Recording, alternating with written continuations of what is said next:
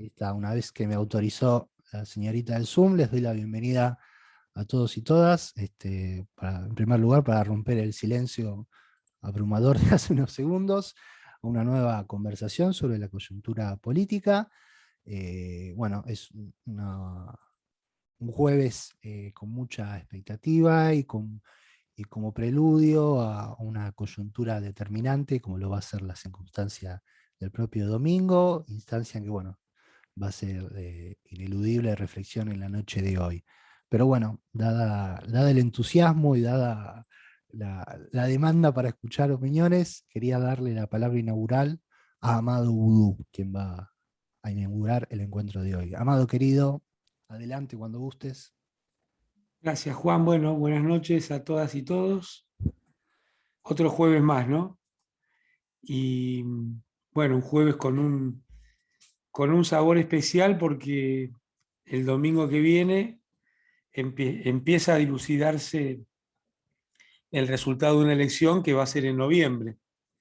Pero digamos que en un mundo en el cual las encuestas se han convertido más que en estudios científicos de opinión, en herramientas de marketing y de operación política, eh, la PASO se convierte en una gran encuesta de verdad, donde sabemos realmente cuál es la tendencia de los votos rumbo a la elección del mes de noviembre. Ayer lo escuchaba Artemio en un programa de radio y él decía, las encuestas que se publican no pueden tomarse con más atención que cualquier artículo de opinión, o sea, cualquier artículo editorial. Claro, la diferencia es que el artículo editorial, cuando lo firma alguien, por lo menos pone la cara, ¿no? Nosotros estamos acostumbrados a leer los de Edgardo, de Feletti o los de Ricardo, ya sea en el Destape o en el Cohete. Pero bueno, las encuestas tenemos que tenerlo en claro, hay que tomarlas en este sentido. Dicho esto, eh, hay algunas encuestas que se manejan no en la superficie, sino dentro de los espacios políticos, que generalmente no se dan a conocer al gran público. En el caso nuestro, o del Frente de Todos, las encuestas me parece a mí que han venido más cerca desde la elección de Alberto, son las de CELAC, una especie de tanque de pensamiento de izquierda, desde España, pero muy latinoamericanista, tal es así que trabaja con Evo, con Correa, con López Obrador y con el gobierno del Frente de Todos también. Y el resultado que pronostican con todos los cuidados que hay que tener en una elección que tiene singularidades además adicionales, que es la pandemia, cuál va a ser el temor o no de ir a votar, cuál va a ser el impacto el tiempo de menor contacto social sobre las ganas o no de ir a votar, y cuánto daño habrá hecho en nuestras cabezas el tratamiento de los medios concentrados en esta situación que ha hecho lo imposible por enloquecer a toda la población, yendo de una punta a la otra, diciendo de que la vacuna era un veneno hasta que era lo mejor que había y que estaban faltando. Los pronósticos son muy alentadores. Y son muy alentadores porque prevén alrededor de un 4%, entre un 4 y un 5% arriba a nivel nacional, sabiendo que tenemos distritos en los cuales nos va a ser muy difícil, como Córdoba, Santa Fe, Mendoza, y en un escalón con algún signo de interrogante nuevo la ciudad de Buenos Aires, a favor, no en contra, ¿no? El signo de interrogante, y que en la provincia de Buenos Aires puede haber un resultado entre 7 y 9 puntos a favor. Y estos resultados son concordantes con algunas proyecciones que también ha hecho Artemio con algunas provincias en las cuales él ha ido trabajando. Bueno, además está decir que nuestro voto va a ser con las dos manos, sin dudas, a la coalición en cada uno de los distritos. Eh, pero me parece que había algunas cosas interesantes para analizar que tienen que ver con la elección, pero son más allá que la elección. Hoy me invitó Eve a ser el orador en la marcha número 2000, que se hizo presencial, y es la segunda presencial. A mí me resultaba difícil pensar qué decir, ¿no? Sobre todo porque el programa donde sale esto es el sábado en la televisión pública y me había advertido que no podíamos decir nada vinculado a la elección, porque ya estaba en veda. Y, y yo lo que me parece que es importante tener en la cabeza en situaciones como esta es que el lunes ni empieza ni termina nada. La lucha no empieza y termina un día, porque si hubiera un eventual traspié, nos tiene que alentar a redoblar el esfuerzo. No es el final de nada, como no fue el final de nada la elección en la cual Néstor Kirchner puso el cuerpo para sostener al espacio allá en el 2009. Y también a veces nos olvidamos, en esa elección Carlos Heller fue el único que se atrevió a poner el cuerpo en Ciudad de Buenos Aires, ¿no? Y no tuvimos buenos resultados y eso no fue el final de nada. Ni siquiera cuando perdimos la Nacional con Scioli fue el final de nada.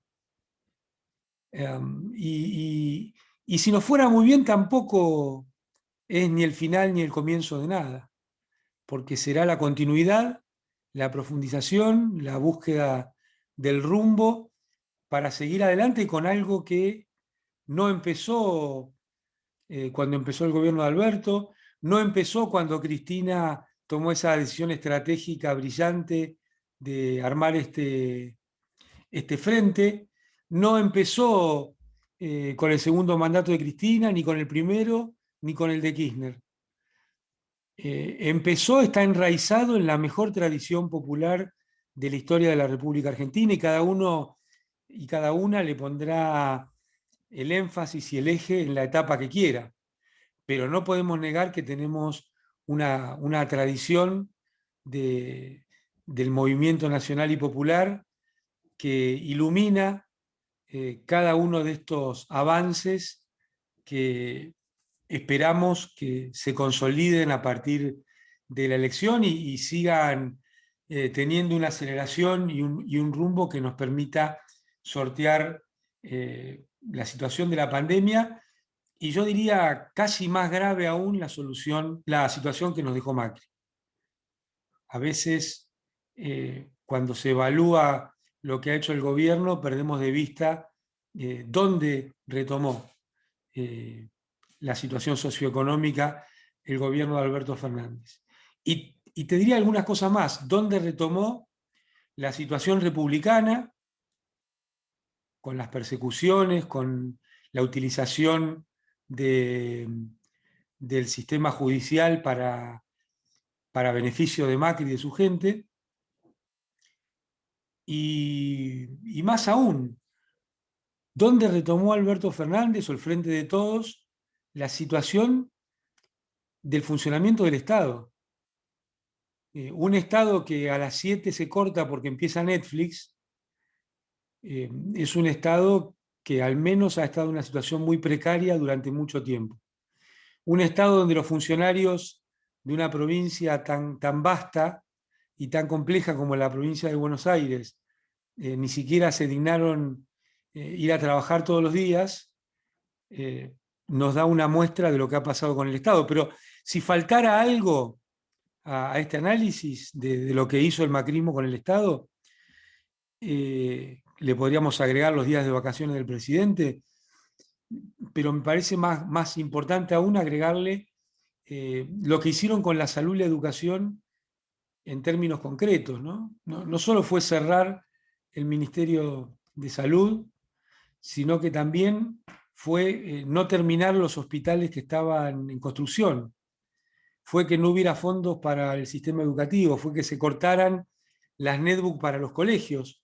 Imagínense en una situación como la pandemia la importancia que podría haber tenido eh, para diluir tensiones entre lo presencial y lo no presencial, que hubiera habido 4 años de inversión en conectividad y en material de computación para nuestras chicas y chicos.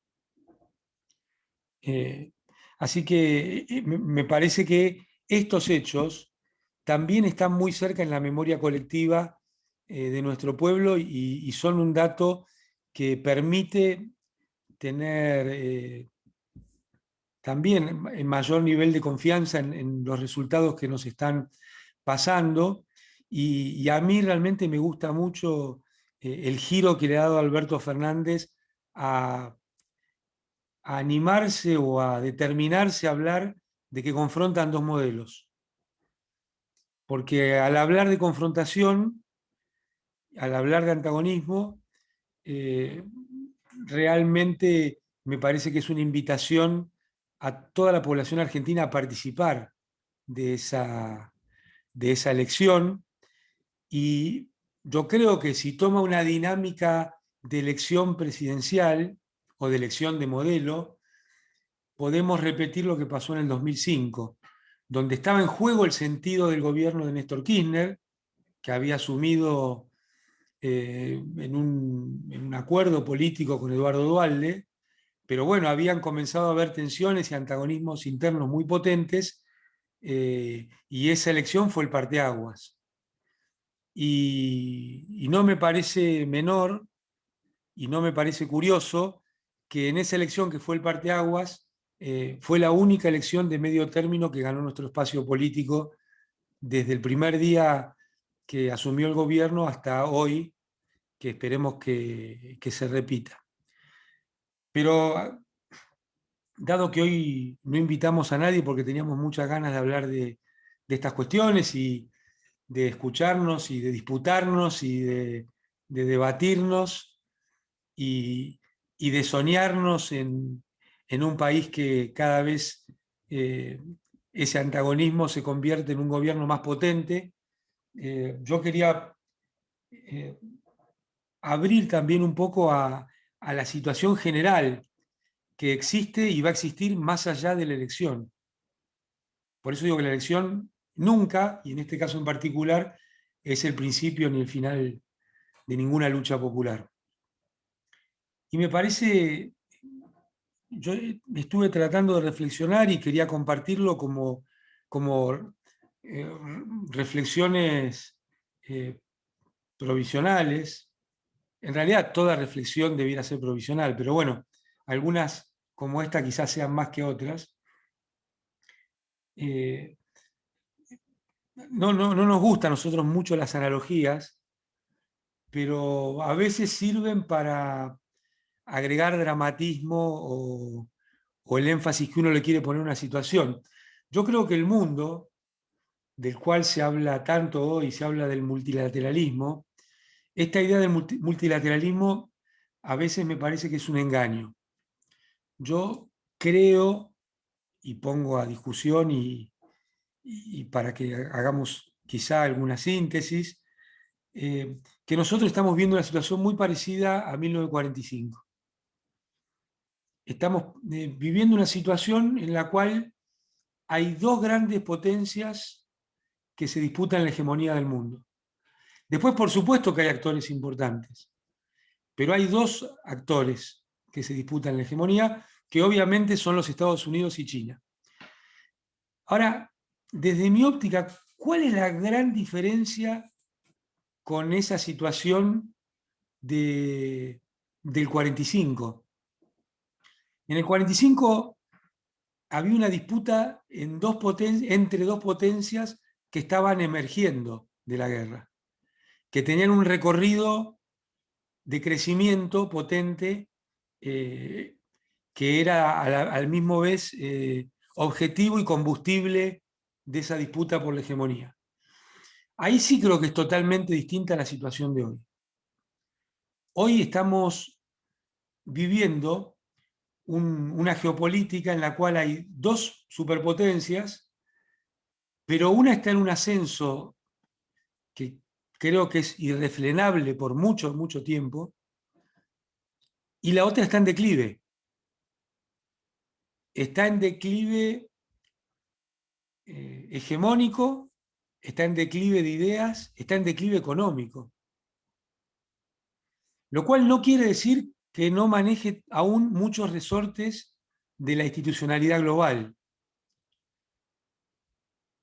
y de las cuestiones de violencia global y de las cuestiones del funcionamiento de los estados, pero es una potencia en declive. Es una potencia que no viene encontrando un eje que le permita salir de la decadencia en la cual viene sumida.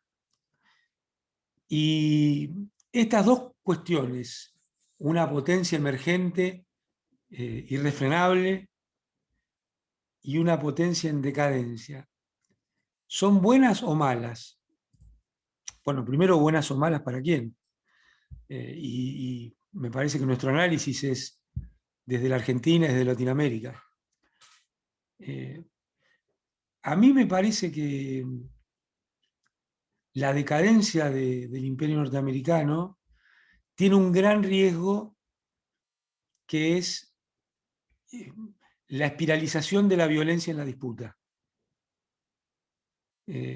Alguien que está dejando su lugar y no lo quiere dejar, bueno, es factible que entre la desesperación, el temor, empiece a hacer cosas cada vez más locas, ¿no? Podríamos inscribir en ese derrotero al gobierno de Trump. Pero bueno, ahí tenemos un punto para mirar. Porque pareciera que para Estados Unidos es la disputa por la supervivencia, más que la disputa por el control comercial o financiero. Entonces, son oportunidades, también son amenazas. Y lo mismo me parece que sucede con la irrupción de China. A nadie, yo creo que no cabe ninguna duda de el amplísimo campo de oportunidades que es para un país como la Argentina, con las exportaciones de Argentina, con su estructura económica, con su situación geopolítica, poder tener una estrategia en común con China. Creo que eso es innegable. Ahora, de ahí a pensar que no va a haber dificultades y no va a haber puntos de conflicto, bueno, hace mucho lo venimos diciendo, lo estamos viendo esta semana con Uruguay, ¿no? Con la relación Uruguay-China, que a mí ni se me había pasado por la cabeza, pero bueno, apareció. Y esto nos permite también ser como un puente para pasar de esta pincelada a trazo muy grueso del mundo a la situación de Latinoamérica, ¿no? Lo que está sucediendo hoy en la política del Río de la Plata me parece que nos tiene que llamar la atención a algo que es, desde mi humilde punto de vista, central, que es que Argentina no puede pensarse sin Brasil. Argentina es Latinoamérica, Argentina es el Mercosur, pero Argentina centralmente no puede pensarse sin Brasil. Y en esto me quiero remitir a una conferencia que Perón dio en el año 49 en la Escuela Nacional de Guerra, donde llegó a decir: si hace falta borrar las fronteras, hay que borrarlas, pensando en la relación entre Brasil y Argentina. Porque Perón tenía una idea concreta de cómo hacer la unidad latinoamericana. La unidad latinoamericana es un sueño que tenemos desde que nacimos como países. Pero la verdad que, en términos concretos, ha sido un camino con bastantes pocos jalones. Y quizá fue porque después de Bolívar, San Martín, no hubo estrategias concretas de materialización política. Y en este sentido, Perón pensaba que para poder pasar al nivel de razonar sobre Latinoamérica, había que hacer una alianza muy potente con Brasil, unificar Sudamérica alrededor de esa alianza y de ahí pasar a Centroamérica y el Caribe.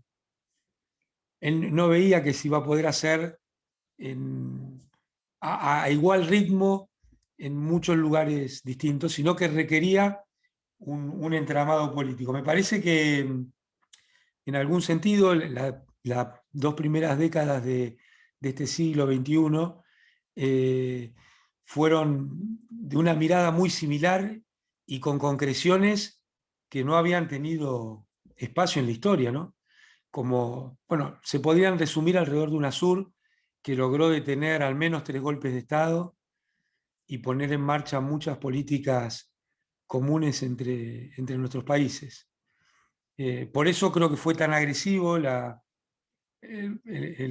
entretiempo neoliberal en desarmar especialmente UNASUR y armar el Grupo de Lima como una especie de sustituto de esa situación. Y ya metiéndonos en Argentina, yo creo que es muy importante que el gobierno, que nuestro espacio político tenga un triunfo en esta elección y pueda retomar el rumbo, que también podría retomarlo si se pierde. Por eso digo, no es ni el principio ni el final de nada. Nosotros, después del año 2009, creo que fuimos a paso redoblado a fortalecer el rumbo y a profundizar. Entonces, en política, la determinación y la voluntad nunca puede subestimarse. Pero me gustaría compartir una idea bastante lúgubre que también no es ni el principio ni el final de nada. Es simplemente una conceptualización que creo que este gobierno la puede torcer. Se van a estar cumpliendo 20 años del 2001. Y cuando uno mira los números socioeconómicos, Macri nos vuelve a dejar en una situación muy similar a lo que fue el año 2001. Y todos sabemos lo que significó el 2001 en Argentina. Me parece que es un dato en el cual el gobierno, el espacio político, la construcción de poder popular debiera tomar nota y pensar que no podemos jugar a los soldaditos en una situación de este calibre. Así que en algún sentido es un llamado a la unidad redoblada. Y en otro sentido es un llamado a la unidad con rumbo o la unidad con sentido. Porque cuando uno mira que la mediana del salario del trabajador formal está cercana a la línea de pobreza, cuando uno mira que el desempleo que provocó Macri, bueno, producto de la pandemia, no se ha podido torcer, es preocupante y además tenemos que tener claro que va a llevar mucho tiempo, requiere mucha voluntad política y estar dispuesto a muchos sinsabores revertir la situación que provocó Mauricio Macri en la República Argentina. Y por eso es central las decisiones que tome el gobierno con respecto al FMI. Que a mí me parece que el presidente, además de Cristina, tiene muy en claro la trascendencia y la gravedad de este tema, ¿no? Pensemos que desde sectores del gobierno desde la prensa concentrada de sectores económicos lo llevan a los empujones, Alberto Fernández, a un acuerdo desde el primer día. Y el hombre no se dio. En una situación de una debilidad extrema, ¿no? 44.000 millones de dólares de deuda que empiezan a vencer ahorita nomás. Entonces yo en este tema veo mucha determinación en el presidente. Y por supuesto que pueden suceder avatares en los mismos que... Sí, Mario, pero yo creo que Guzmán es parte del problema, porque no, no sé cuáles son los cambios. No hay cambios. Los cambios habría que pedírselos al Tesoro de los Estados Unidos. Y lo veo al presidente muy firme en esto. Yo creo que si fuera por Guzmán hace rato que se hubiera hecho el acuerdo. Creo que lo veo al presidente muy firme y además es la cabeza visible de una fuerza que tiene muy en claro este tema.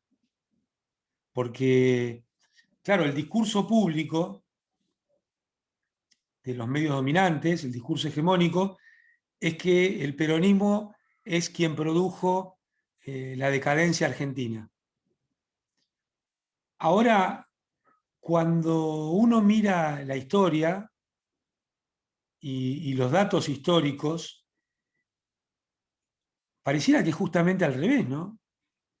La revolución fusiladora trajo al fondo, destruyó gran parte de lo que había hecho Juan Domingo Perón en sus 2 primeros gobiernos. El gobierno genocida cívico-militar trajo al fondo e hizo bajar escalones insospechados en lo socioeconómico en Argentina. Después, Cavallo con el fondo y el menemismo volvieron a hacer lo mismo. Después Cavallo volvió a hacer lo mismo, después de Machinea, con De la Rúa. Y después Macri vino a hacer lo mismo. O sea que quienes aumentaron los puestos de trabajo, los salarios, la industrialización, robustecieron al Estado e hicieron viables las cuentas públicas fueron los gobiernos peronistas, populistas, como querramos denominarlos. Yo mirándolos desde hoy les diría kirchneristas. Pero no fue el peronismo quien provocó la decadencia, fue los socios nacionales de las fuerzas transnacionales, imperiales, que provocaron la decadencia. Y estoy convencido que este es un periodo en el cual algunos lo llaman de transición, pero bueno, el presidente dice que es la confrontación de dos modelos, y es ahí donde hay que pararse. Con lo que a uno le guste más, menos, regular, es ahí donde hay que pararse. Entonces, este tema del fondo es clave. Miren, quizá en algún momento el gobierno sienta que no tiene más margen y firme un acuerdo con el fondo. Ahora, hasta ese momento hay que militar con toda potencia para que esto no suceda, porque cualquier acuerdo a 10 años que se firme es un acuerdo en el cual las partes saben que se están mintiendo. Saben que se están mintiendo. Saben que no se puede cumplir. Ahora, ¿cuál es el problema para la política argentina? Que en ese acuerdo que sabés que no vas a poder cumplir es el piso para discutir el ajuste de los años por venir. Pues si, bueno, no puedes cumplir, pero tenés que hacer esto, esto y esto para poder cumplir. Ese es el gran problema del acuerdo con el fondo. Y hoy Cristina lo dijo muy clarito, ¿no? Cada dólar que se paga al fondo es un dólar menos que no tiene la economía argentina. Lo dijo con toda claridad. Bueno, nosotros sabemos algo de lo que fue sacarse encima el fondo. Hay que decirlo, se debían 10.000 millones y no 44. Hacé como nosotros. No, no es el mismo momento. Sería muy injusto y muy fuera de lugar hacer un planteo de ese tipo. Yo, si pudiera asesorar al gobierno en este tema, le diría que si vamos a firmar un acuerdo, lo único importante es los años de gracia que tengamos. Sí, o sea, dentro del marco de los acuerdos que se supone que se van a poder firmar, lo único importante son los años, tener al menos 5 años de gracia. Y ahí ya es otra película, ¿no? Justamente, no por lo financiero, sino por la economía política, la discusión de economía política a partir de esta situación. Pero claro, acá alguien escribió si no era como más un ministro de Finanzas que un ministro de Economía, y me parece que nosotros no debemos perdernos en eso. Entonces, un poco de economía también.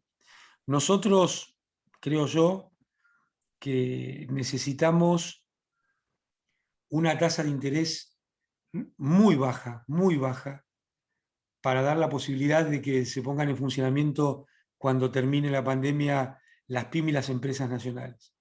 Estamos teniendo problemas de estructura que es muy difícil resolver. Es increíble que en la Argentina gran parte de las empresas de alimentos y las empresas comerciales estén en manos extranjeras. Y no es por una cuestión de decir son extranjeras o no.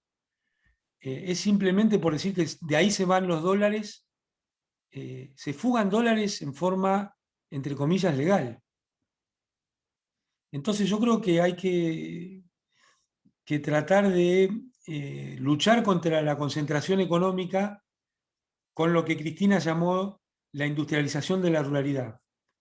En definitiva, salir del modelo de grandes marcas que ha impuesto Estados Unidos en todo el mundo y aquí en la Argentina también. Me parece que tenemos que tener mucha producción de escala mediana y pequeña en nuestras ciudades, en nuestras provincias, y esto requiere un sistema de crédito y también requiere, y creo que ahí el gobierno está pensando en forma muy potente y muy buena, hacer una apuesta al cooperativismo. Pero no a la versión lavada del cooperativismo para hacer tareas de baja calificación, sino un cooperativismo de polenta, un cooperativismo para llevar adelante tareas tecnológicas, tareas logísticas, tareas de las que estamos acostumbrados a ver a los grandes conglomerados concentrados. Creo que esta sería una apuesta muy interesante y creo que Argentina tiene las herramientas para hacerlo. Por ejemplo, el Fondo de Garantía del ANSES.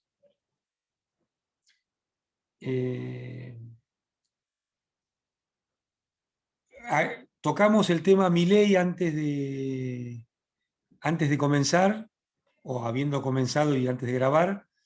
Yo creo que el fenómeno Milei tiene varias aristas complejas. Creo que en términos cualitativos no va a superar los 8 puntos. Está muy sobrerepresentado en los medios de comunicación masiva y en la discusión que se genera a partir de estos. Ahora, sí creo que va a generar escenarios complejos desde lo cualitativo. El primero, un salto de calidad en el discurso violento. Y en esto, Milei es hijo de Macri. No es una novedad, es un subproducto de la violencia verbal y de la violencia institucional del gobierno de Macri, que puede comenzar en la UTEP, en la violencia de la policía de la ciudad, y podríamos seguir con la persecución y el espionaje, o el manejo descarado de gran parte del Poder Judicial desde ahí. Entonces, yo creo que este es un punto complejo. El otro punto es el de la antipolítica. Si vamos a un escenario socioeconómico que tiene muchos puntos en contacto con el 2001. Y digo socioeconómico porque en términos políticos no tiene nada que ver. Existe el Frente de Todos. Para empezar, existieron los 12 años y medio de Néstor y Cristina. No, hagamos una distinción, me parece, en eso. Eso es una comparación en lo socioeconómico, no en lo político. Y el tercer eje complejo que yo veo en lo de Milei es que tenga un rol similar al que tuvo la UCD con el gobierno de Menem, donde vos no tenías un número suficiente para tomar decisiones, pero sí penetraste toda la razón y el funcionamiento de un gobierno de otro signo político. Y me parece que la tarea de tipos como Milei o Spert va muy en ese sentido, ¿no? Como lo que fue en algún momento la Fundación Mediterránea u otros centros de pensamiento. Entonces, creo que sí, es, como decía la compañera, al empezar es un punto para no tomarlo en broma. Y guarda con esto de los tacticismos políticos que terminan siendo una catástrofe, ¿no? Es decir, bueno, levanto aquel, hay que levantar a los nuestros y a las nuestras. A eso hay que levantar. A Santoro, a Tolosa Paz, a Axel, a Fernández, a Cristina, a eso, a Máximo. Un paréntesis. Me parece genial lo que planteó Máximo de dar la disputa del tema el famoso costo laboral. Porque fíjense, es el único tema que tomó en serio Rodríguez Larreta para hablar de política, ¿no? Y fue muy preocupante que el ministro Culfas dijera que reducir la jornada laboral era aumentar los costos de las empresas. Che, flaco, si vivimos en un mundo en el cual hay semejante desigualdad, pareciera que los gobiernos debieran cuidar los ingresos de la población, no los costos de las empresas. Pero bueno, esto es para largo y tendido otra reunión. Y finalmente, para terminar, porque me volví larguero, disculpen, me parece que en la etapa hay un ciclo político que entra en una nueva capa, o que sería deseable que entre en una nueva capa, y en una nueva espesura. Y me parece que hay que hacer una apuesta grande a la política de mediaciones institucionales en la República Argentina, al rol de intendentes, al rol de gobernadores, al rol de sindicatos, alrededor de centrales empresariales, al rol de espacios como este, al rol de los partidos políticos. Me parece que va a ser muy necesario por el nivel de confrontación y el nivel de antagonismos que se vienen. Hoy Cristina dijo, cuidado que esto recién empieza, usó una expresión que a mí me choqueó, ¿no? Porque ella daba a entender como que la lucha recién empieza, que es mucho lo que viene por delante. Y me parece que esto requiere un entramado político donde no hay espacio para guardarse nada. Así que bueno, por delante está todo por escribirse y me parece que tenemos una alforja llena de historia, de tradición, de experiencia, de voluntad, de ideales y de utopías para que la Argentina siga yendo muy fuerte para adelante. Bueno, Amado querido, muchísimas gracias por esta gran intervención, que bueno, has abierto innumerable variables para pensar no solo la próxima lesión, sino la coyuntura inmediata. Y bueno, quería abrir este sendero de debate en el cual hemos estructurado el encuentro de hoy, dándole la palabra a Rodolfo Casals. Rodolfo, querido, buenas noches. Desmuteate cuando gustes, estás invitado a participar.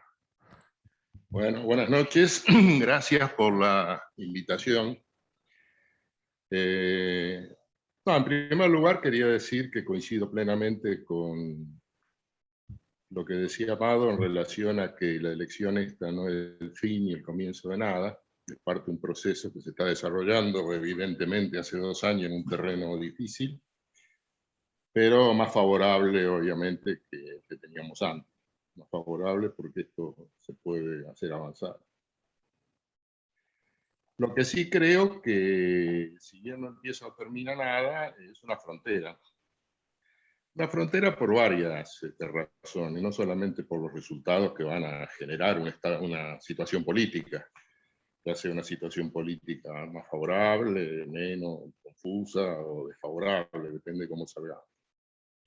Sino también porque Amado mismo hoy, Cristina hoy en su discurso y en otros discursos, plantea que se nos vienen contradicciones, batallas y tareas que son indudablemente mucho más agudas, sobre todo las contradicciones, que lo que tuvimos en estos 2 primeros años, pandemia de por medio. La pandemia no solo libera la movilización popular y aspectos de la economía que están cerrados, sino que pone arriba de la mesa cosas que en medio de la situación que había no se podían poner. Por eso a mí me parece que el hecho de haber llegado a esta elección con una unidad política y electoral muy fuerte, realmente sorprendente, donde ni siquiera hubo intentos de la derecha de dividir el frente para todos, no hubo casi esos famosos cantos de sirena que siempre utilizan ellos para dividir esto y ganar en esa circunstancia. Es una fortaleza, va a pesar en el resultado, pero también va a pesar en las tareas que vienen, que marcó Cristina, que Amado hacía referencia, que son muy urgentes. La del fondo es una. La otra es que ha habido un nuevo decreto sobre la situación de la llamada hidrovía, donde se ratifica que se va a privatizar nuevamente, aunque se le agregan nuevos elementos como esa función de control y gestión, pero que indudablemente tiene plazos y que tiene una importancia que cada vez queda más clara a los ojos de la sociedad. Y un tema que planteaba Artemio en una reunión de este mismo grupo, que era la imposibilidad de dejar la distribución del ingreso como está hoy. Él hablaba de 1 minuto más, no puede estar 1 minuto más. No sé si es cuestión de minutos, pero se va a abrir una gran batalla, y es buena hora que sea así, y que va a presentar mucha resistencia por parte, no solo, digamos, en general de los sectores de derecha, sino de las organizaciones empresariales y de las patronales. Podría seguir enumerando otras peleas que muestran que es una frontera. A mí me parece que el tema de la unidad es un tema muy importante para enfrentar esos desafíos. Sin ir más lejos, ha habido una reunión de la CGT con los movimientos sociales, ha habido una reunión de la CGT con dirigentes de la Cámpora, se ha decidido para octubre una gran movilización frente al Monumento al Trabajo, y esos son todos elementos de unidad que le dan previsiblemente una gran potencia hacia accionar de masas, hacia accionar de mayorías populares en la calle. Pero hoy, cuando la escuchaba a Cristina, incluso cuando lo escuchaba recién a Amado hablar y decir con mucha naturalidad de que el ministro de Economía es parte del problema que tenemos, me acordé de un dirigente de la izquierda, que está olvidado en este momento, que se llamaba Ernesto Giudice, y que, siendo miembro expulsado del Partido Comunista, era un abanderado de algo que en aquel momento era una herejía en la izquierda, que era aceptar la diversidad de la izquierda y aceptar la necesidad de la unidad. Y él decía una cosa, él decía que para poder unir a los sectores populares es muy importante delimitar.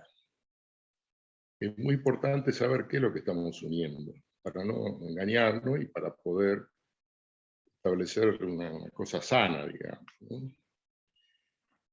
Claro, eso hoy es muy válido y muy evidente. Cada tanto se expresa con mucha fuerza en el frente de todo, digamos, ¿no? ¿Quién es quién en esta unidad? Y me parece que Cristina, y hoy Amado en su intervención, han encontrado un método de delimitar, que es un método propositivo, que es un método positivo, que no es amable por los términos en que se expresa, sino que lo es fundamentalmente por la capacidad de propuesta que tiene el sector, que en mi opinión es el que más horizonte le ofrece al país para una transformación verdadera, que es el kirchnerismo. Tal vez no sea solo el kirchnerismo, tal vez haya sectores que no se reivindican en ese espacio, pero que forman parte de esa propuesta más avanzada, de esa propuesta de más horizonte. Y a mí me parece que es muy importante mejorar la performance de ese espacio, no solo a nivel de un liderazgo como Cristina, sino a todo nivel y en todos los ámbitos. Porque mi impresión es de que tenemos una seria debilidad en organizar, en expresar, en desplegar mucho más algo que desde el punto de vista de los votos es evidentemente mayoritario. Creo que en ese sentido la forma en que se presentan las peleas políticas de acá en adelante van a requerir esa capacidad de propuesta que encierra una delimitación y que puede permitir encolumnar a grandes sectores de la militancia, a grandes sectores de formadores de opinión, como es la intelectualidad en su conjunto, y también a grandes contingentes que puedan ocupar la calle. Me parece que por ese lado es por donde viene una de las tareas centrales que espacios como este, entiendo yo, o como el que yo integro, que es la Corriente Popular K, necesitan poner la atención.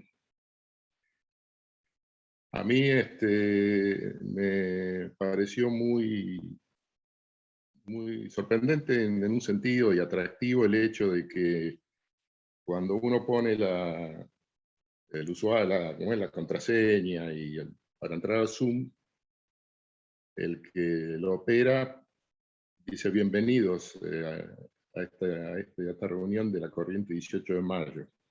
Yo saludo eso, porque me da la impresión que marca una voluntad de avanzar en el sentido de estructurar más, de una u otra manera, el kirchnerismo y su unidad. Y a decir la verdad, los compañeros que integramos esta Corriente Popular K, participamos asiduamente de estas reuniones, tenemos una gran expectativa en el papel que puedan jugar este grupo y estos dirigentes, por supuesto en primer lugar Amado, en diseñar e ir preparando el terreno para que las tareas de esta nueva etapa que se abre entre la frontera electoral se puedan llevar adelante con una mayor potencia de lo que hoy expresa Cristina, y creo que puede expresarse mucho más plenamente en la organización del movimiento popular. Gracias, nada más. Bueno, muchísimas gracias, Rodolfo, por estas cálidas palabras, bueno, que reflejan, si quieren, el espíritu de algo que queremos seguir sosteniendo durante toda esta época. Y quería, luego de estas palabras, darle la palabra a una amiga de la casa, una de las caníbales de los domingos. Estoy hablando de la querida compañera Natalia Salvo. Natalia, querida, buenas noches. Hola, buenas noches, Juan. Buenas noches a todos y a todas. Bueno, la verdad que también con mucha emoción para votar el domingo, con muchas ansias, pero la verdad que en estos últimos días que la agenda de la oposición pasó de manera uniforme por el recorte de los derechos laborales, cuyas experiencias históricas nosotros en nuestro país, en los periodos neoliberales, tenemos de un tiempo a esta parte varios, por lo menos 2, y que están en sintonía con cierto sector empresarial que habla de un Estado populista cuando se trata de los derechos de los trabajadores, pero no les molesta la intervención de ese Estado para ayudar a la producción y el trabajo, sobre todo en tiempos de pandemia. Y con esto me refiero, por ejemplo, a propuestas como que resultan hasta seductoras para algunos de los propios o propias, como es la mochila argentina de Teddy Karagossian. Teddy Karagossian, oh sorpresa, propone exactamente lo mismo que propone Tetaz, Vidal y Larreta. Y obviamente no puedo más que coincidir con Amado y con su grandeza sintética y que va al nudo, cuando habla de lo que coincidieron en la oposición en estos últimos tiempos. Y yo creo que cuando, obviamente, el emergente que fue la pandemia, lo coyuntural, la emergencia, cuando va desapareciendo, no porque haya desaparecido la pandemia, sino porque avanza el proceso de vacunación gracias a la presencia del Estado, gracias a las políticas del Estado, se ve de algún modo cuál es este antagonismo radical. Yo no sé si es porque soy abogada laboralista y porque vivimos hace muy poco la experiencia del macrismo, denostando y constituyendo como enemigo interno no solamente a los abogados laboralistas como mafiosos, sino a los jueces laborales que parecía ser que eran la causa de la falta de inversión en Argentina, a los activistas sindicales, a los gremialistas, a los sindicatos, es decir, todo aquel colectivo que defendiera a los derechos de los trabajadores, que no es más ni menos que un derecho humano, estaba más visto o era el factotum, la causa del mal en la Argentina. Y la verdad que creo que estos momentos sirven muchísimo para develar y ver cuál es este antagonismo radical entre el capital y el trabajo, porque del otro lado está clarísimo, el capital cada vez se concentra más, sea un capitalismo financiero o productivo, utiliza los instrumentos legales a los fines del fraude laboral y para acumular y maximizar ganancias, como puede ser la tercerización, como puede ser el famoso emprendedor que se trata de llevar a la esfera laboral a través de los trabajadores de plataformas, que hace poquito una jueza del trabajo lo calificó como relación de dependencia, y por supuesto el diario Clarín salió a denostarla, en sintonía con lo que está sucediendo en otros países. En Inglaterra también pasó exactamente lo mismo con un trabajador de Uber, pero digo, el capital utiliza la innovación y la tecnología para maximizar ganancias, se concentra cada vez más, trata de llevar autoritarismo a las relaciones de trabajo, y por el otro lado se habla de que las contradicciones son lo que decía Amado, el multilateralismo. Yo leía el otro día un artículo que hablaba de, bueno, la derecha o las nuevas derechas o las derechas más radicalizadas, y que había una suerte de nueva oposición entre globalistas y antiglobalistas, y a mí lo que me da un poco de temor es que en estas nuevas divisiones o conceptualizaciones para hacer una caracterización de etapa política o lo que sea, se pierda de vista que el antagonismo radical sigue siendo el capital y el trabajo. Al punto tal que cuando emergió la pandemia y el mundo se paralizó y las economías mundiales se retrajeron, el pedido unánime del sector empresarial era que los laburantes vuelvan a trabajar.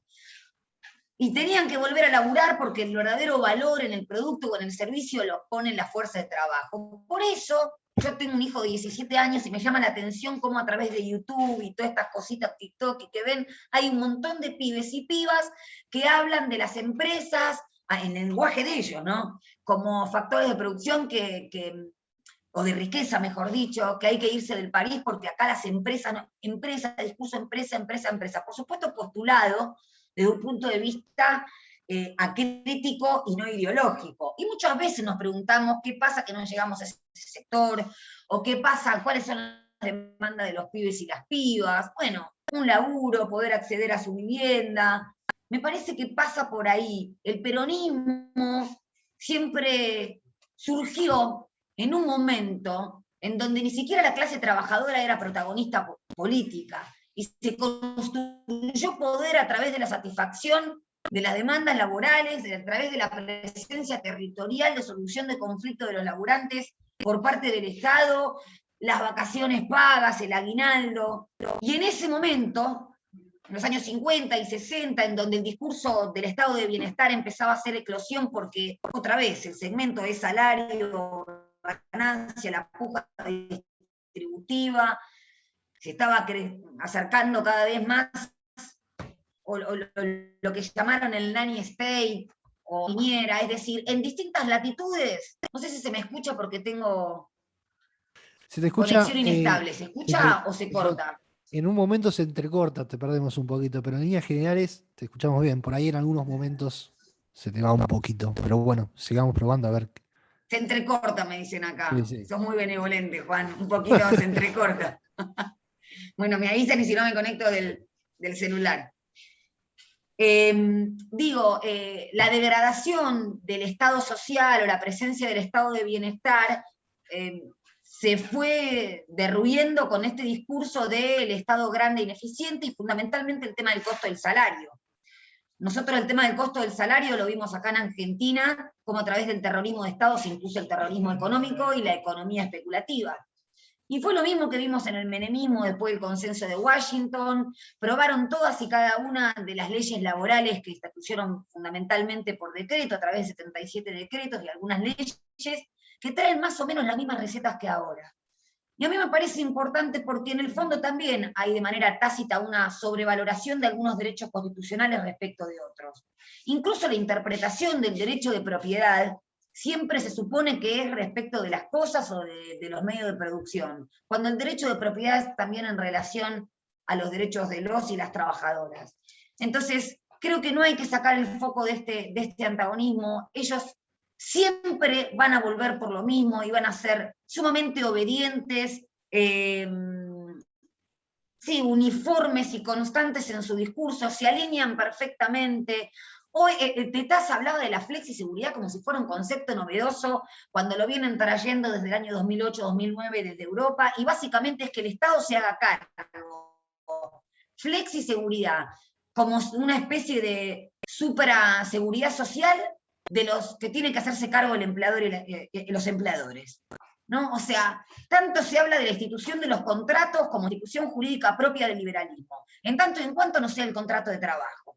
Ahí empieza a haber otro tipo de interpretaciones, ¿no? Por supuesto que se sigue viendo al trabajador como propiedad, por eso no se asimila que el despido arbitrario, yo no sé si se lo leía a Fernanda Raberte en un tuit, es un acto despótico, arbitrario, sin causa, porque todavía se sigue concibiendo a la empresa como un radio monárquico en donde la Constitución no pasa por la puerta de ingreso. Y cuando hablamos de los derechos humanos en el marco de las relaciones de trabajo, hablamos de la sustracción de arbitrariedad dentro de la empresa. Llevar el Estado de Derecho dentro de la empresa, llevar el principio de igualdad dentro de la empresa, la libertad y la igualdad, tener una mirada real, no de igualdad formal. Y a mí me parece que a algunos cuando les da tirria hablar del derecho al trabajo, porque todos hablan de los costos laborales y que se hace difícil, bueno, Héctor Recalde dice siempre hay que buscar la solución al empleo, no en el Ministerio de Trabajo, sino en el Ministerio de Economía. No está en la reducción del derecho, en la precarización de la ciudadanía, sino en las políticas económicas, es la economía. Y bueno, en estos últimos días, los guarismos que de tanto habló Máximo o Cristina hoy, de con cuál fue el porcentaje de desocupación que nos dejaron esas mismas políticas neoliberales, esos mismos contratos basuras, esa misma ausencia de negociación colectiva, o la negociación colectiva a la baja que pretendían con la ley Banelco, todo eso nos dejó con un 20 y pico % de desempleo. Y yo, bueno, ya que está Amado acá, siempre digo que este tipo de proyectos son las AFJP en el derecho de trabajo. Cuando hablan de las cuentas de capitalización, hablando del Estatuto de la Construcción, que dicho sea de paso fue un estatuto sancionado para la patria contratista en el año 1977, que precisaba de la mano de obra barata, y que hoy en día, 14 bis cuando habla de la protección del despido arbitrario, porque obviamente que la indemnización tiene que hacer cara, porque si no es cara no tiene el carácter disuasivo que tiene que tener para que no despidan porque sí un laburante. Porque con causa, obviamente, cuando uno despide a alguien por causa, con causa, si es una causa real y no es una causa fraudulenta, desde ya que no procede una indemnización. Pero digo, lo que cuesta concebir o la cosmovisión en general y colectiva de ver relaciones laborales democráticas, porque son el último reducto donde no se puede todavía desterrar el concepto de la esclavitud. Entonces, lo que quieren es aumentar la arbitrariedad en el marco de las relaciones laborales, comer y descomer laburantes, ¿no? La verdad que esto lo dijo Ponte, que no es ni más ni menos que un ex Techín, cuando fue secretario de Empleo en el año 2017 Mauricio Macri, y son eso lo que representan, ese pensamiento, el conflicto existente por el cual Macri, a través de Triaca, le inicia el juicio, el pedido de juicio político en el Consejo de la Magistratura a Enrique Aguiar y a Graciela Manino, fue cuando la bancaria hizo un acuerdo paritario de más del 25%, que era lo que él, a su juicio, consideraba que era la máxima paritaria que se tenía que establecer. Y así persiguieron jueces laborales, así persiguieron jueces que se pronunciaban en contra de los tarifazos en virtud del artículo 42 de la Constitución Nacional que protege el derecho del consumidor, que también son laburantes, ¿no? Y me parece ahora que lo que viene, esta andanada de la supresión de la indemnización por despido, la postulación del Estatuto de la Construcción como lo más, cuando es el tercer rubro también en clandestinidad, o sea, no genera empleo, es el tema de los trabajadores de plataforma, que parece ser que ahora son emprendedores. ¿Quién puede decir? Yo tengo, bueno, un gran compañero al que admiro mucho, Leandro Macía, que dice, así que ahora un tipo que tiene que pedir permiso hasta para ir al baño es un trabajador autónomo. Alguien que le están preguntando si entregó la pizza después de que le partieron la gamba en un accidente de tránsito es un trabajador independiente, es un trabajador autónomo. Y esto tiene que ver con reflotar que uno puede tener un remis, uno puede tener una moto, pero que el instrumento de producción en un modo de producción que cada vez se va haciendo más complejo, que su tecnología va en aumento, no se define históricamente. Lo que antes te hacía un trabajador autónomo, hoy en día te hace un laburante dependiente. Entonces, creo que es la discusión que se viene, porque es la discusión necesaria para hablar de una efectiva distribución del ingreso y de la riqueza, es lo que vinieron a hacer en el 2015. Del 2015 a 2019, una distribución regresiva del ingreso. No pudieron implantar la reforma laboral la brasilera en el año 2017, se les vino en la noche con la manifestación popular en la reforma previsional, pero no nos olvidemos qué es lo que propusieron, no le dio en ese momento como sea la correlación de fuerzas, pero es lo que van a venir a hacer. Así que nada, a votar con ganas y con profunda convicción. Bueno, muchísimas gracias, querida Natalia, y hago mías tus últimas palabras y las suscribo al pie. Quería, bueno, en este nuevo, si se quiere, diagrama que hicimos el día de hoy para debatir más en extenso todas las cuestiones que no solo fue planteando Natalia, sino también Rodolfo y que inició Amado, darle la palabra a algunos compañeros para, bueno, conocer sus opiniones en la noche de hoy, y bueno, luego en un instante retomar con la opinión y la intervención de los compañeros expositores. El primero de ellos es un representante de la 18 de mayo de la Marechal, Carlos Val. Carlos, querido, te paso la palabra. Cuando quieras, adelante. Ok, buenas noches a todos. Gracias, Juan. Muy breve, un par de cosas que comentábamos hoy dentro de los compañeros de la Marechal, y es lo siguiente. Hace mucho tiempo que se viene hablando, y probablemente con razón, de que en algunos términos, como el término comunicacional y demás, parecería que el campo popular no está en condiciones de enfrentar los nuevos desafíos de la era digital y de las nuevas formas de comunicación, y que seguimos, probablemente porque es nuestra forma, hasta pensando que lo mejor es una comunicación vía papel. Y yo quería resaltar, rescatar y recomprometernos a este espacio que hemos creado hace 2 años.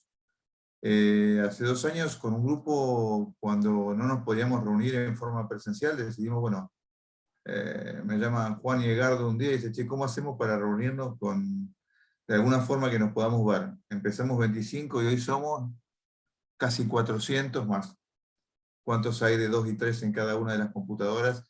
Probablemente seamos más de 500, 600 personas que estamos reunidos sistemáticamente todos los jueves para debatir, para discutir, para consensuar o para no acordar, pero para sí tratar de buscar síntesis superadora. Yo lo que quiero es recomprometernos en este espacio para que siga siendo un espacio de militancia. O sea, hemos logrado formar un espacio de militancia, como tantos otros, no somos los únicos, no somos ni los mejores, pero sí hemos generado este espacio, que además tiene una característica que yo rescato, y que es federal. Es un espacio donde hay gente de todo el país, y eso me parece que es muy, muy piola, porque muchas veces, sobre todo los porteños, hemos pensado que el mundo es muy chiquitito y se acaba alrededor nuestro. No, y la Argentina es grande, es muy grande y requiere un enfoque federal. En el chat aparecían algunos temas recién relativos a situaciones particulares de distintas áreas del país, como el tema de minería y demás. Digo, me parece que nos debemos mantener este espacio, nos debemos mantener este nivel de reflexión militante, ¿no? Alguien decía que el trabajo del intelectual no solamente es entender la realidad, sino modificarla. Bueno, nuestro trabajo como militantes es discutir para modificar, discutir para acompañar al gobierno, pero discutir también para al gobierno marcarle aquellas cosas en las que podemos no estar de acuerdo, más allá de que obviamente el domingo vamos a hacer un solo cuerpo militante apoyando este proyecto, cada uno en su lugar de lucha que le toque el domingo, pero bueno, el lunes volver a la discusión, volver a la participación, y el próximo jueves seguir discutiendo, preparándonos para las elecciones de noviembre, para que el Frente pueda tener la mayoría parlamentaria que nos permita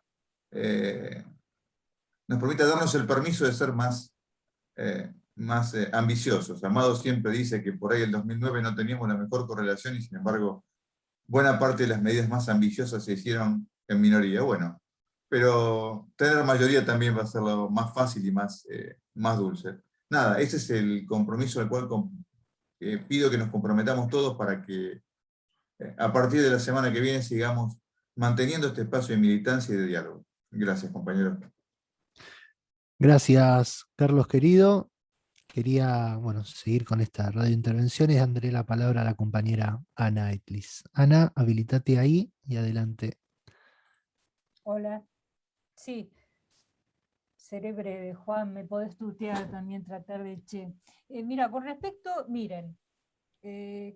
a lo que decía Vudú, en el tema del 2001, la similitud con el tema del 2001, bueno, no estamos a nivel internacional en la misma esfera, ¿no es cierto?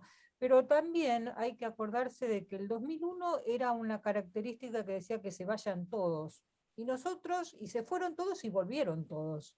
Volvió la derecha, más fuerte. Entonces yo creo que habría que rever un poco esto de el 2001, porque fue otra característica. Lo digo porque soy militante, no soy académica, soy militante, inclusive cuando comparan los desocupados que habían en el 2001, el desocupado que estaba en la Asamblea Popular no era el mismo desocupado del piquetero, que estaban en los grupos piqueteros, era otro sujeto.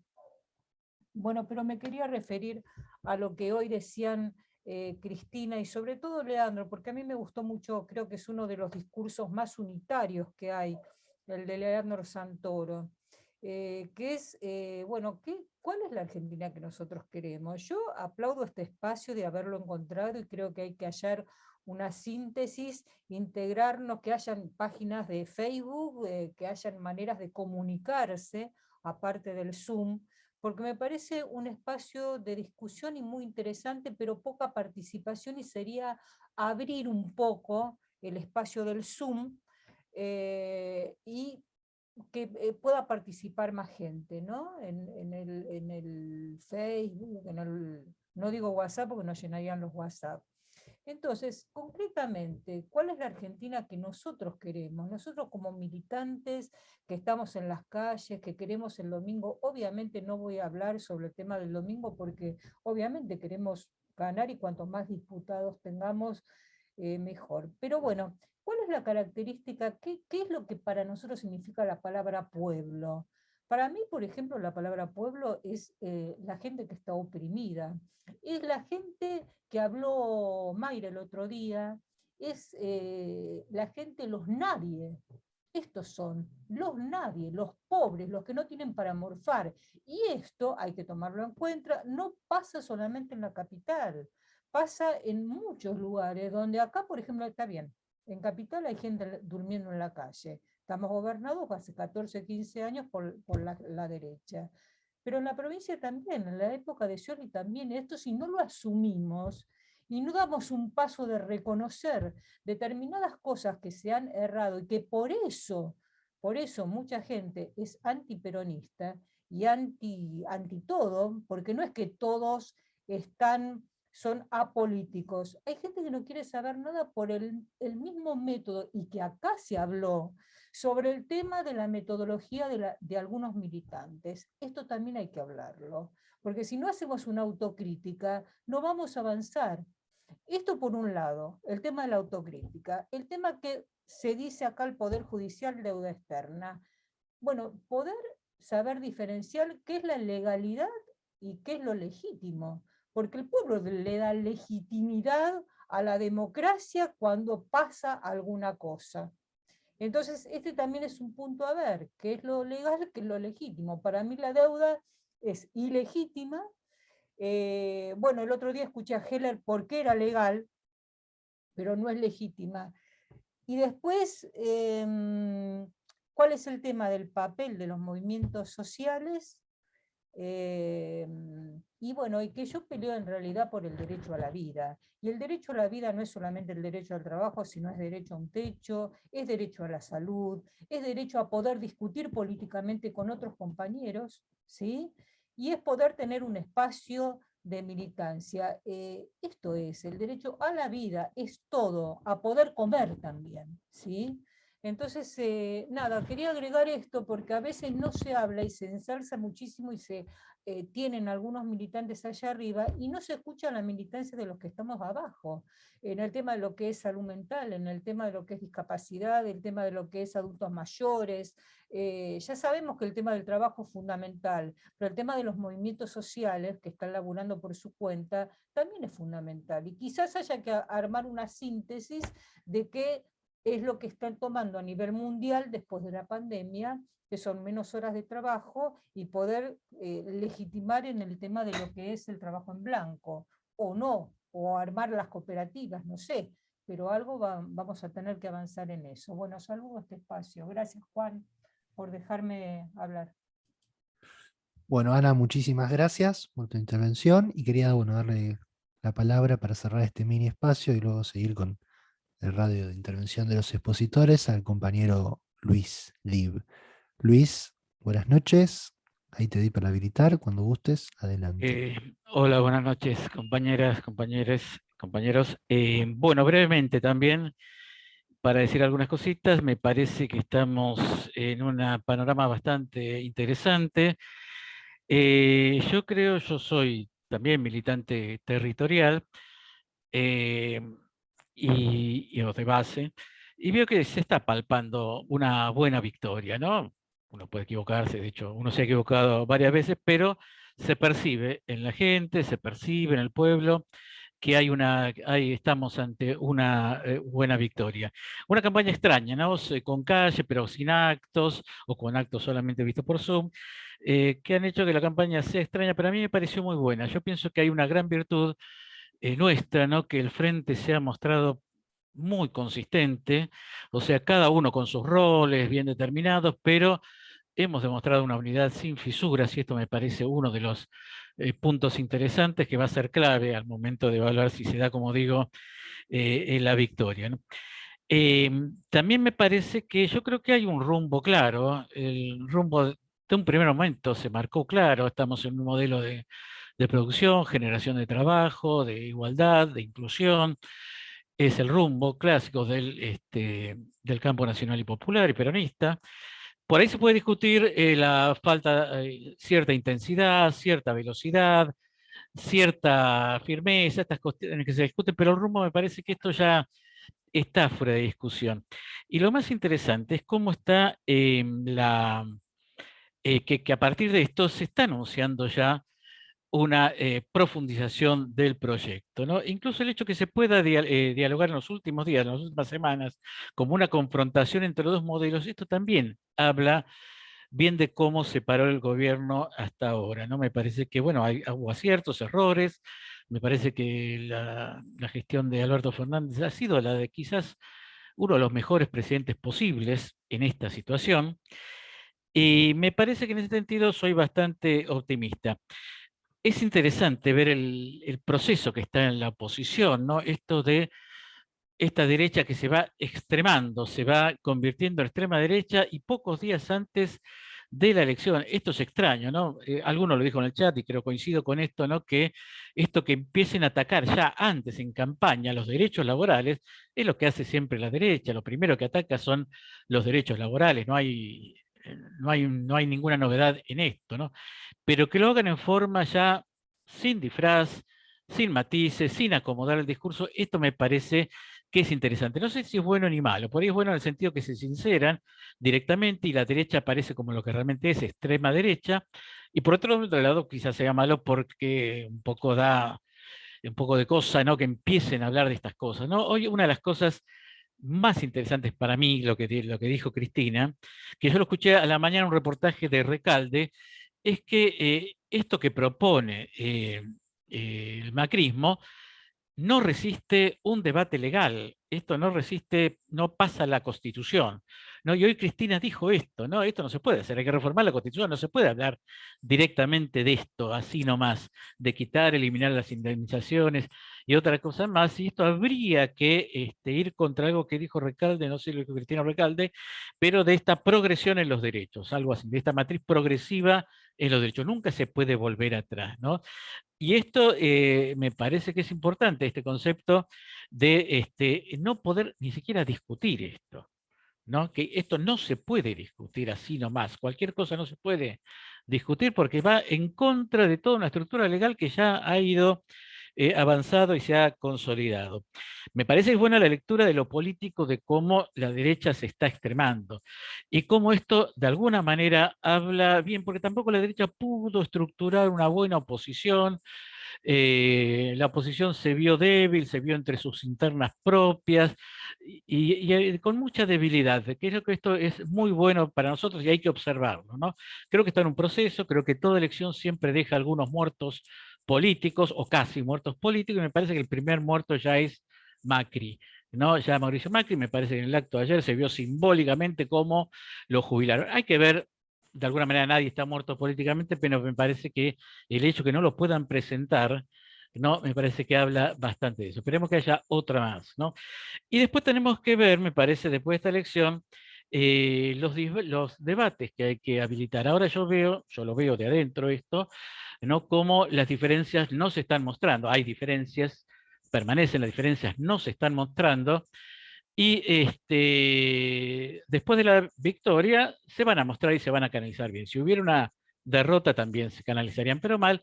Pero me parece que se van a habilitar nuevos debates que van a tener con este aumento en la intensidad y el plantear nuevos debates que hasta ahora por ahí no se pudieron plantear. Así que bueno, me parece que el domingo vamos a estar bien, hay que estar serenos porque se vienen 2 meses después intensos donde ahí está la definición definitiva del partido. Nada más.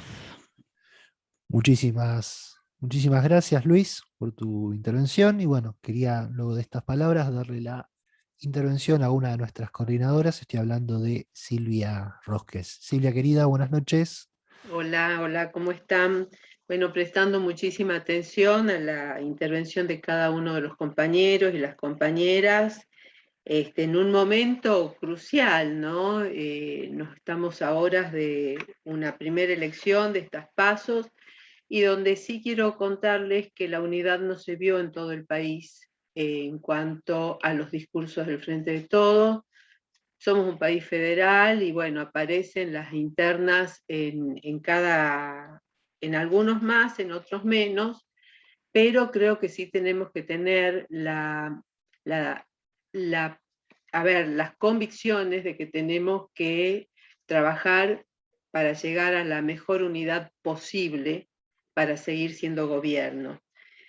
Yo sí quiero, Amado ha planteado, y todos creo que en realidad, a esta cuestión de el antiperonismo, cuando el peronismo es el que profundizó, primero que reconoció derechos y segundo que es quien lo llevó a la acción. Inclusive hoy, ¿no es cierto?, son años, es un día para recordar la Evita por la promulgación de la ley de los derechos políticos de la mujer, ¿no? Si no, no estaríamos, todavía nos falta militar esto, pero hay un tema que sí me parece que es esencial para poder continuar en este espacio, que muy bien lo planteó Carlos, Rodolfo, bueno, cada uno de los compañeros que hizo uso de la palabra, que tenemos que reconocer que la derecha que sigue presente y que sigue profundizando, en realidad se metió con nuestra historia y con nuestra memoria,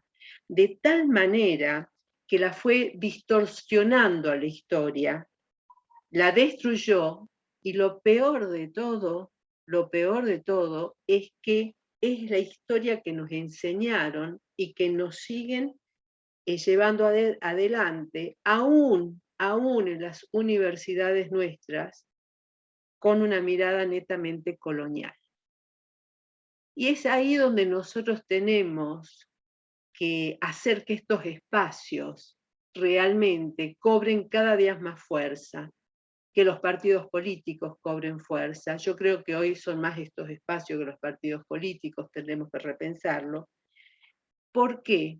Porque en estos debates y en estas escuchas tenemos que dar vuelta esa bibliografía colonial que seguimos utilizando a diario, desde los medios hegemónicos. Hoy la escuchaba a Cristina, inclusive cuando ella plantea sobre la queja que hay, que fueron debates muy chatos, debates mediocres, que no hubo profundidad en los debates, es cómo fueron los medios los que llevaron, los medios hegemónicos, a esos debates realmente sin fuerza, acá dicen volver a Jauretche realmente, ¿sí?, sin fuerza, que hasta los nuestros en distintas líneas también caen en ese debate simple, mediocre, y que es ahí donde nosotros tenemos que poner toda la fuerza. Entonces, tenemos que realmente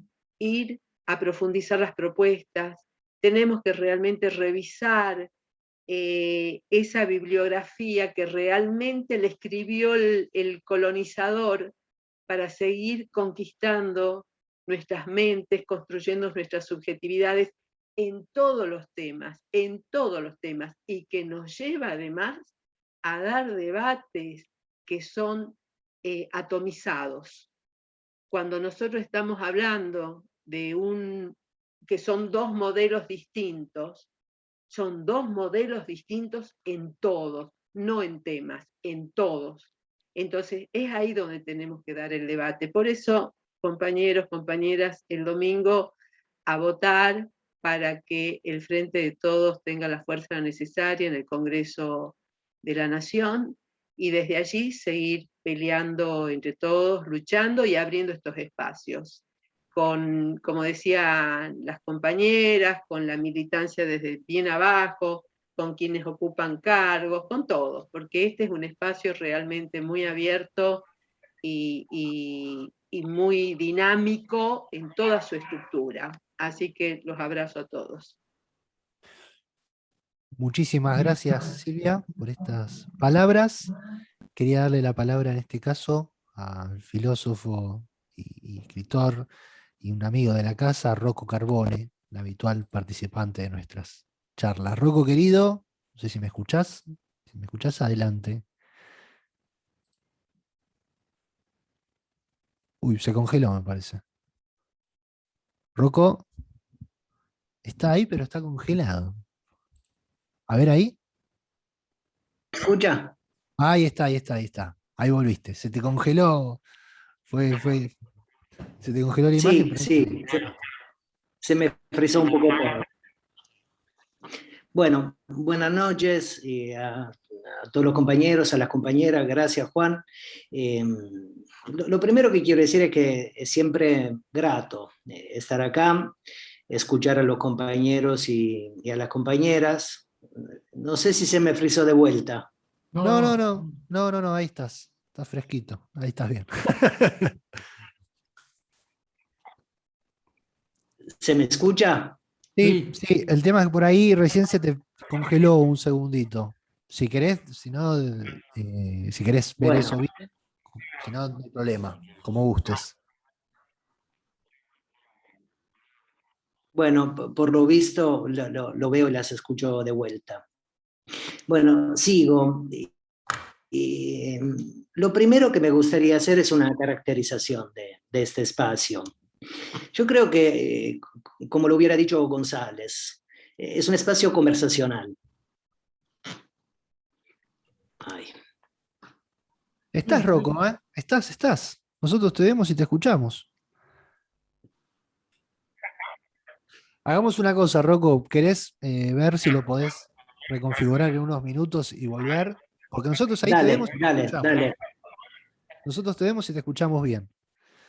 Bueno, mientras reprogramamos la intervención de Rocco, una pena porque teníamos muchas ganas de escucharlo. Quería darle la palabra en este caso a uno de nuestros coordinadores, a Edgardo Moca. Edgardo, querido, buenas noches. Bueno, gracias Juan. La verdad es que esta reunión es abundante en ideas y en calor. Como me decía José Mazzoni, cuando conversábamos la agenda, el fixture de estas reuniones, me decía el jueves antes de las PASO tendríamos que velar armas.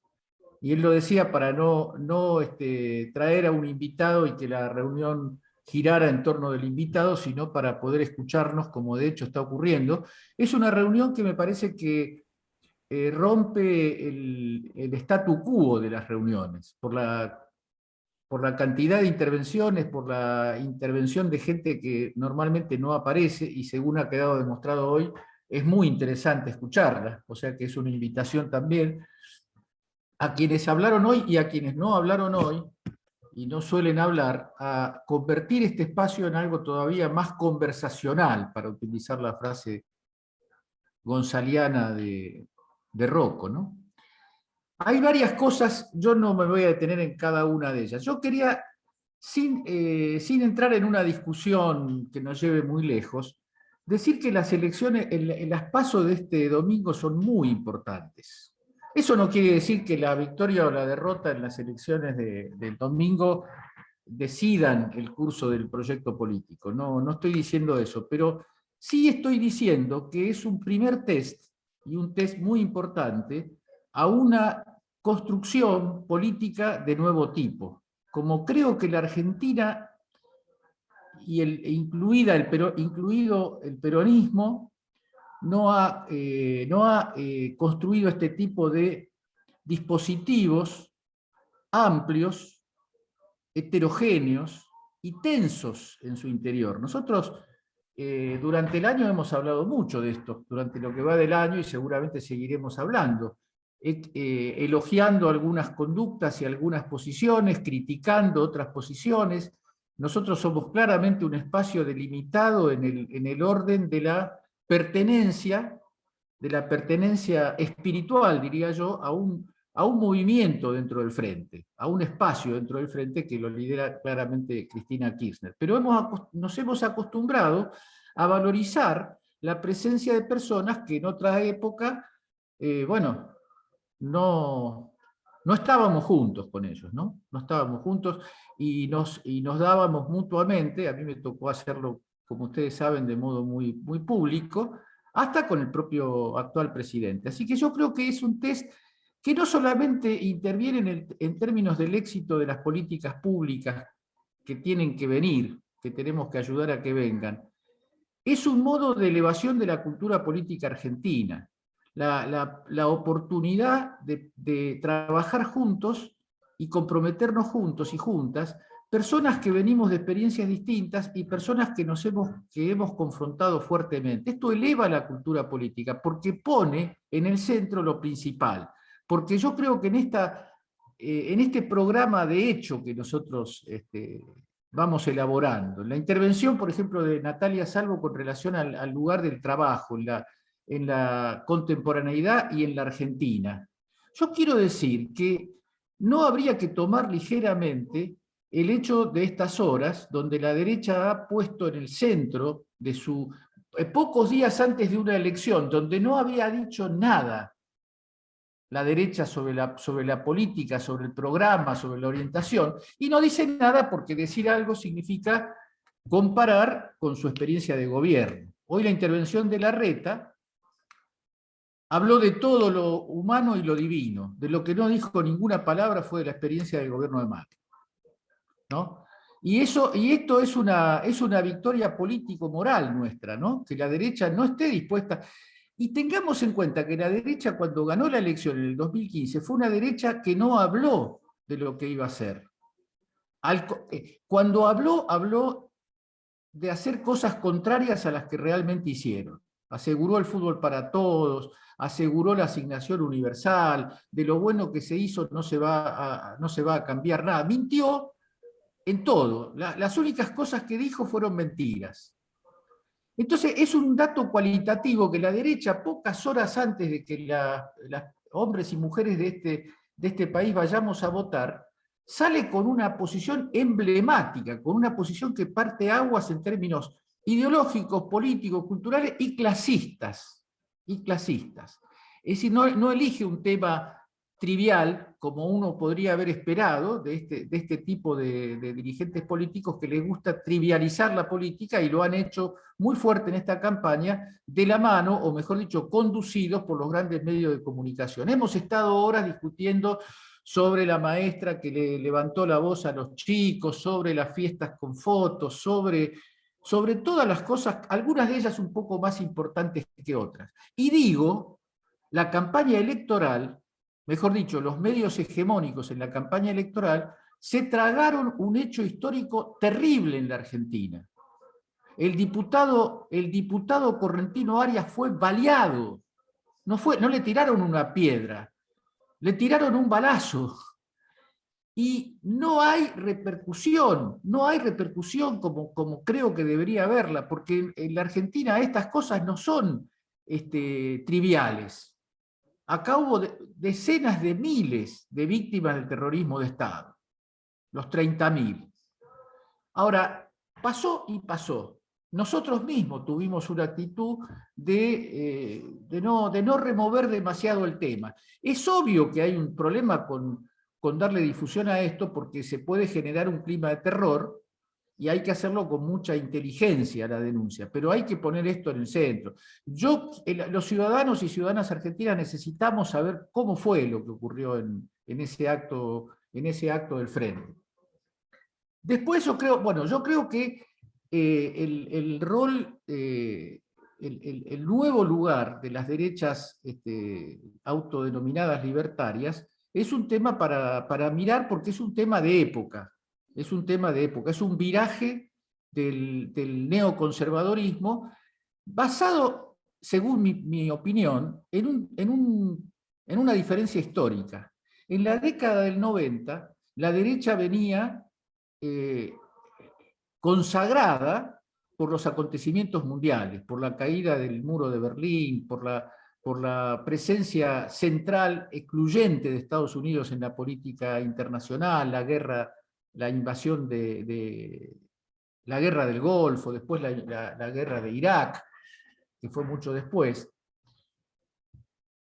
Yo creo que el módulo adoptado por las derechas mundiales, por las derechas internacionales, es el módulo de una conciencia del gran capital, de la enorme transformación que se va dando y que madura, ¿no? Como al principio decía Amado, la nueva situación la nueva situación geopolítica, la situación geopolítica en la que Estados Unidos se reconoce prácticamente a sí mismo como una potencia en pleno proceso de retiro de esa condición. Y los retiros de las grandes potencias son retiros siempre muy conflictivos, muy críticos y potencialmente terroristas, ¿no? No hay que hacer de esto una visión idílica de que las cosas se van a ir acomodando solas. Pero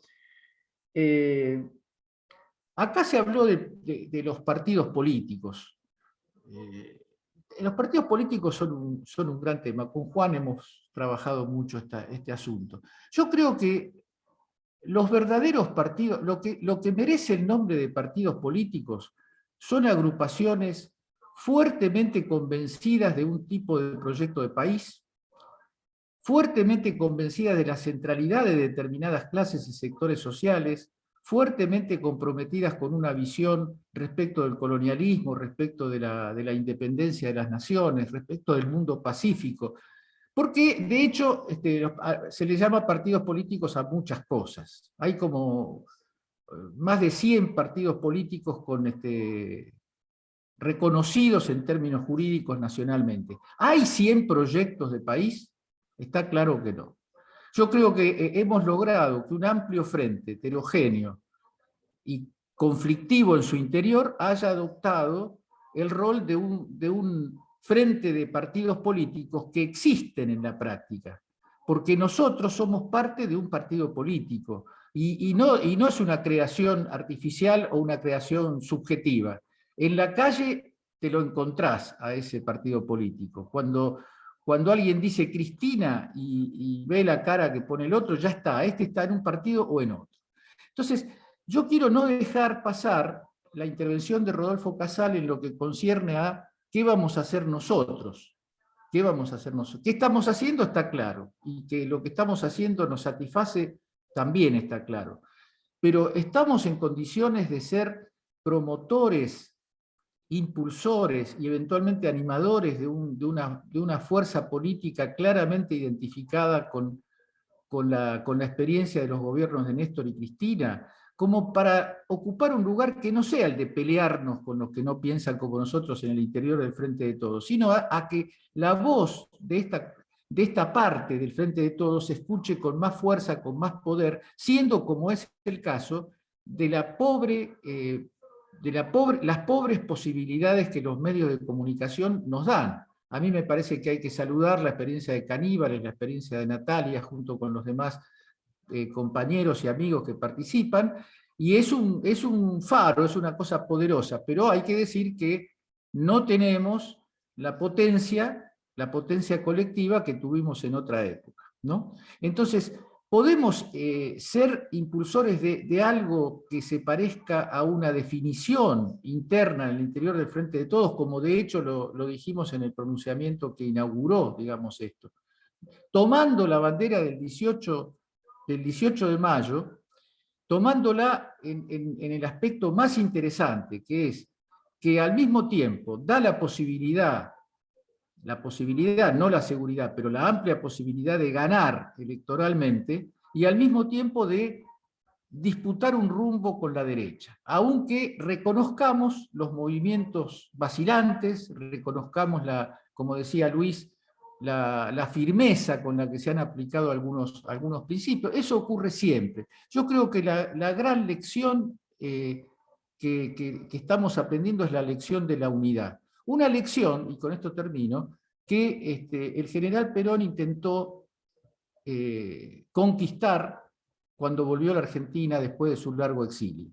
Y ese proceso de unidad que encabezó Perón y que intentó Perón se frustró trágicamente, y de esa ruptura y de esa tragedia vino lo que vino el 76 y vino el neoliberalismo. Así que bueno, yo quería decirles que me pone muy contento el tipo de reunión que hicimos hoy y las expectativas que antes, durante y después de las elecciones tenemos a nuestro alcance. Gracias. Bueno, muchísimas gracias, Edgardo, por esta gran y nodal intervención.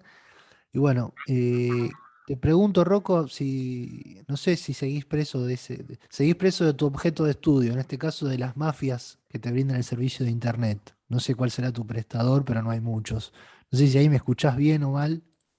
Sí, te escucho bien, Ahí está. Juan. Espero que ustedes también me escuchen bien. No dije la palabra mafia, pero al mismo tiempo tuve problemas para intervenir. No, estaba diciendo que es siempre un gusto estar acá y escuchar a los compañeros y a las compañeras de la 18 de mayo, porque realmente es un lugar instructivo, altamente instructivo. Quisiera empezar con una caracterización. Yo creo que Horacio González habría dicho que este espacio es un espacio de conversación, conversacional. Y en tanto tal, si aceptamos que efectivamente es un espacio conversacional, hay que agregar que efectivamente se trata de un espacio militante intelectual. Y lo decía muy bien Rodolfo Casals, ¿no? Los intelectuales, las intelectuales que hacen, son formadores de opiniones. Me parece que no deberíamos efectivamente asumir como tales, como militantes intelectuales y formadoras de opiniones. Y en tanto tal que deberíamos decir, con mucho énfasis, que la derecha argentina, digo, Macri, Vidal, Santilli, Milei, que lo dijo con mucha precisión Amado, Milei es un hijo de Macri, expert. Toda esa derecha, toda esa runfla, ¿qué es? Es vulnerabilidad. Que la derecha es sacrificial, que la derecha es egoísmo, que tiene efectivamente una lógica sacrificial, catastrófica. Y la catástrofe, la derecha siempre la traslada a los otros. La traslada al pueblo, la traslada a la clase trabajadora. Lo decía Silvia también, el colonialismo es eso, el colonialismo es opresión, y esa opresión siempre es trasladada a los otros, a las otras, al pueblo efectivamente, a la gente como nosotros y como nosotras, que nos levantamos todos los días y laburamos. Ahora bien, eso me parece que es lo primero que hay que decir enfáticamente. La derecha como naufragio.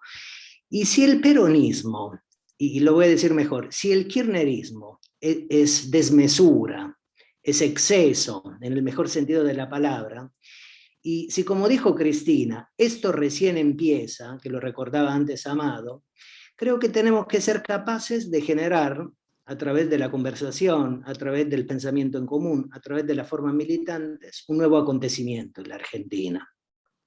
Y me parece que ese nuevo acontecimiento tal vez se podría generar a partir de ubicar una pregunta, ¿no? ¿Cómo estar en común? ¿Cómo vivir en común en la Argentina? ¿Cómo habitar esta Argentina? ¿Cómo habitar el mundo? ¿Cómo habitar la Argentina pandémica? Una pandemia que en algún momento va a terminar, pero que aún no ha terminado. Y si la derecha efectivamente se acepta lo que digo, que es naufragio, deberíamos ser capaces de convocarnos en un estado asambleario. Deberíamos ser capaces de convocar a una paridad asamblearia de cada uno de nosotros y cada una de nosotros y los espacios que habitamos, que configuramos, para preguntar, para tratar de generar ese nuevo acontecimiento y preguntarnos y tratar de llevarlo a cabo. Lo voy a formular de manera leninista. ¿Qué hacer de acá al 23, de las elecciones del domingo al 23, de noviembre al 23, y qué hacer luego del 23? ¿Qué hacer, por ejemplo, con la deuda, con el FMI, con la pugna entre capital y trabajo, como decía muy bien Natalia? ¿Qué hacer con la redistribución del ingreso en un país que tiene un 40% de pobres? ¿Qué hacer con el poder judicial que está en el corazón de Comodoro Opus?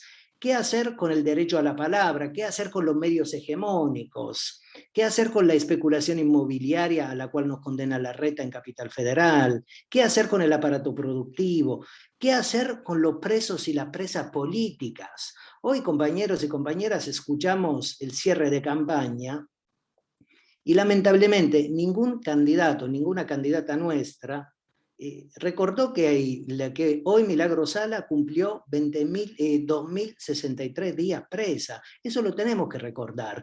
Y entonces me parece que tenemos que ser capaces de autoconvocarnos en una gran conversación, mucho más grande de esta, que ya de por sí es grande, para ver qué queremos hacer de la Argentina de acá al 23 y del 23 en más, frente al naufragio al cual nos quiere condenar una derecha cipaya, una derecha colonial y una derecha que afecta la vida del campo popular y de la clase trabajadora. Bueno, eso, muchas gracias. Bueno, Rocco, querido, muchísimas gracias y muchas gracias por la tenacidad de volver luego de ese pequeño interregno digital. Quería darle la palabra a una palabra que me había quedado pendiente antes de ir dando las palabras finales del encuentro, a un compañero de la Marechal que quería hacer un comentario. Estoy hablando del compañero Luis Bayón. Luis, adelante. Gracias, Juan. Y lo que quería comentar es, a propósito de la perplejidad que nos genera que se animen a proponer derogar la indemnización. A mí me parece que eso lo hacen porque los trabajadores sindicalizados son una porción, ya no tienen la preponderancia que tuvieron en otro momento. Ahora hay grandes capas sociales de desempleados, de cuentapropistas, gente que no tiene acceso a ese beneficio y lo ve como un privilegio. Ellos saben que instalar ese eje les paga en esos sectores y generan una división que les sirve, porque ellos apuestan a dividir y a enfrentar a los sectores populares. Y lo pueden hacer porque tienen la capacidad de instalación de cualquier cosa que se les ocurra. Nosotros no podemos confrontar, y ellos, aparte, creo que les pagan en términos de ser una audacia política, y eso les reditúa en términos de liderazgo. Ellos son capaces de decir cualquier cosa, y ideas potentes, que son una basofia, pero son ideas potentes. De alguna forma ellos se ponen en una vereda de proponer cambios estructurales, y eso en términos publicitarios les paga. Y me parece que nosotros lo que tenemos que encontrar es una forma de articular esa discusión, y que no tenemos. No tenemos porque no tenemos medios, y tenemos que tratar de suplirlos, como estuvimos hablando acá, en términos de organizar la militancia, y también es esperable que en términos de que la política del gobierno sea decidida a dar esas discusiones y afrontar esos conflictos. Bueno, quería decir eso, nada más. Espero que a partir de las PASO se planteen ejes que tengan que ver con profundizar estas discusiones y encontrar herramientas como para darle curso. Bueno, Luis, muchísimas gracias a vos. Y bueno, quería ir finalizando el encuentro de hoy, más que nada agradeciéndoles a todos y cada uno de los compañeros y compañeras que han intervenido, no solo de los habituales expositores, sino también de los amigos y amigas participantes a lo largo y a lo ancho del país. La intención que tenemos desde quienes coordinamos estas charlas es por ahí, de forma más espaciada y con bastante más frecuencia, poder dar este tipo de espacios, rompiendo un poco con, si se quiere, con la lógica de los encuentros que habitualmente hacemos semana a semana, donde por ahí estructuramos mucho más en torno a la presencia de un invitado central. Pero bueno, consideramos que también la coyuntura ameritaba este tipo de intervención, y bueno, obviamente muchas veces tenemos el límite de que por ahí quisiéramos que hablaran los 400 o los 500 que vienen, pero bueno, estaríamos hasta el domingo, y es precisamente el domingo que nos encuentra discutiendo todas estas cuestiones, y será después de esa coyuntura el que nos siga reuniendo jueves a jueves. Por eso es que los saludo, reflotando todas y cada una de las intervenciones que se han desarrollado en esta noche, y bueno, a votar el domingo, y bueno, como dijo Amado, que esto sigue. Los abrazo a todos y todas, y bueno, será hasta el próximo jueves. Beso enorme para todos. Buen domingo, buen domingo, buen domingo. Buen domingo para todos. Buen domingo. Ponerle garra. Yo siempre, compañeros.